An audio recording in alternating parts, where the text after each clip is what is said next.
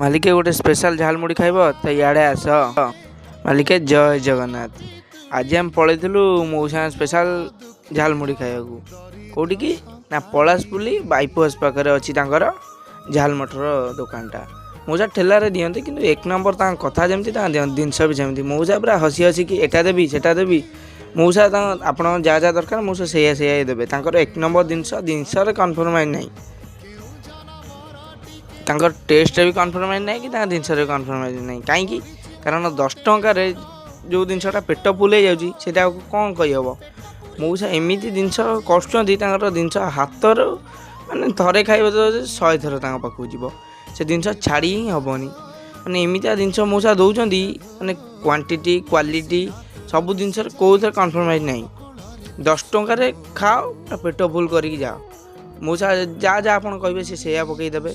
ମଉସାଙ୍କ ପାଖକୁ ଯାଆନ୍ତୁ, ଆରାମସେ ଖାଆନ୍ତୁ। ଏଇଟା ହେଉଛି ପଳାଶପଲ୍ଲୀ ବାଇପାସ୍ ପାଖରେ। ସିଓର ଥରେ ଯାଇକି ଟ୍ରାଏ କରନ୍ତୁ।